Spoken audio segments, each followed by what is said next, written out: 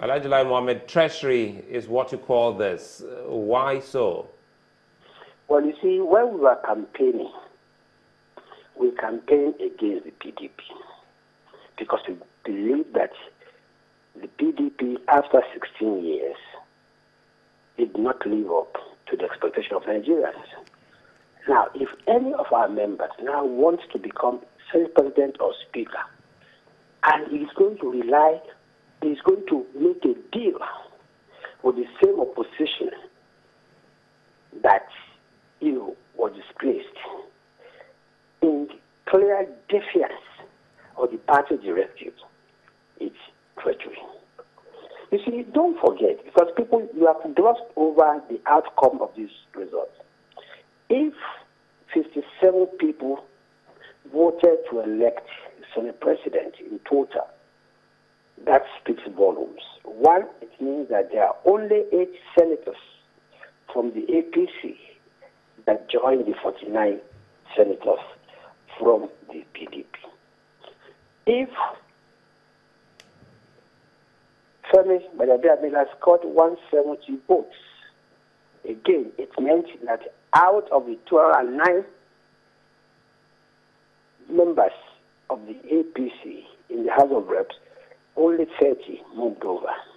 So clearly what happened yesterday was a rebellion by a very small minority of the members elected. That is why we call it treachery.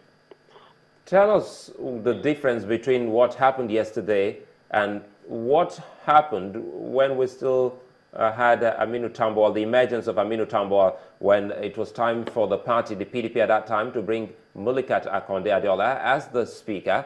But your party members, most of them now are still with you, at that point in time said they were going to vote based on merit. So you see, there's clearly, similarity in what happened 4 years ago. But then there are also differences. You see, 4 years ago, what happened was that we had a very unpopular party that had been in office for more than 12, for almost 12 years.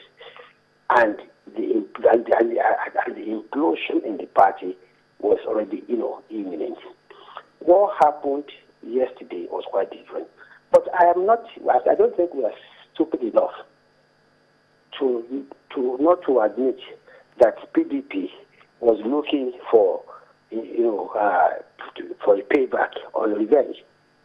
Probably what the mistake we made probably was that we thought our members would be loyal enough, not to defy the party. But you see, as for the process that produced both Gbadagba Amila and Senator Lawan, we maintain and we insist it was a very, very fair process. But, right now, your party is threatening sanctions. You're saying that you're going to mete out the necessary sanctions to these members because they've gone against what the party has dictated. But then people will ask, don't you risk further alienating these members if you go down that route, thereby perhaps giving the PDP maybe not in a very clear majority, but at least some sort of clandestine majority within both the Senate and the House of Representatives? Yeah, we have people have expressed that concern, but then the issue is how do you at the same time maintain cohesion and discipline within the party, and at the same time, ensure that you continue to retain the majority in the House. Now, what happens if this goes unpunished, goes unquestioned? Then anybody in the party tomorrow can do worse things.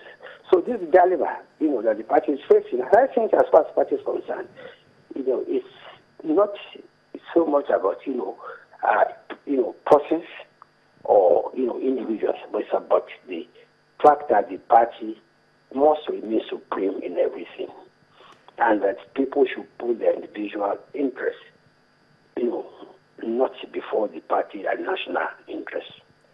Well, yesterday we spoke with some members, senators, members of the House of Reps off the camera, some of them have spent 16 years in the National Assembly. They were saying that, well, for them, they think that the best option now is to work with these members and that there's really nothing the party can do. Well, those are their views. Their views are personal to them. Their experiences are personal to them. But many wonder, what will the party do in order not to perhaps maybe further, as Marco also suggested, further alienating these members such that it doesn't distract the party from achieving what they said they were going to achieve for Nigerians? I believe I've already answered that question and said that the dilemma between the parties, how do you, on the one hand, ensure that there's cohesion and discipline within the party, and at the same time, ensure that the matter does not degenerate? Because the real danger the party faces now is that we have the leadership of the National Assembly, which you cannot call your own. You have the leadership of the National Assembly that does not share your agenda. You have the leadership of the National Assembly that does not share, your vision. But can that really be said to be true, in the sense that, yes, maybe the PDP voted these members to spite the APC, but these people are still members of the APC?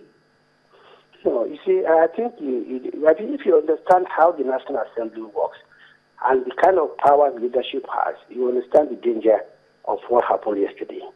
For instance, today, we can no longer talk about having a leadership caucus in the National Assembly, in the Senate today. Because who are the caucus of the leadership today? It's made up of both PDP and the APC. Which means there's nothing personal to APC or that APC can discuss, in confidence without the PDP knowing. It means today that if a letter, it goes out from the Senate, from the President to the Senate. It will go to the leadership of the Senate, and everybody, PDP, APC, will force with the letter even before our own members read it. It's quite a serious issue. Can you put your finger on any mistake whatsoever you think your party has made in this?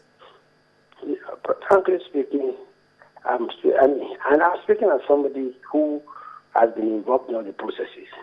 I really cannot find any, because at a point in time, the NWC agreed to zone these positions or to share them. It was submitted to the caucus. The caucus said, no, it's too emotive. Let's review it. And let every member, anybody that is interested go to campaign. At a point in time, will now take a straw poll, which is only what they did. But do you think that... I'm not saying we are perfect, but frankly speaking, I don't see how you can come and say, oh, this is exactly what the party did wrong. With benefit of hindsight, because some people will say that, I'm looking at the headlines of The Guardian, and they say they're looking at how Saraki and Dogara defied the powers that be. The powers that be, they put it in quotes there. Some people are saying, with benefit of hindsight, do you think that the All Progressives Congress as a party should have meddled in what ordinarily should be the business of the National Assembly and its members? Nobody can today pinpoint and say this is the point at which the party meddled in this matter. Nobody. The party allowed everybody who wanted to run, to express his interest, to campaign. But at the point that the party said, you cannot go to the floor of the National Assembly having more than one candidate, because if we do so, we'll end up with exactly what happened yesterday. And exactly what happened. We went to the floor of the National Assembly with more than one candidate, and of course, the candidates emerged were candidates who got there not because their party voted for them, but because they got the support, the major support of the opposition political party. And that creates a crisis for the party, a crisis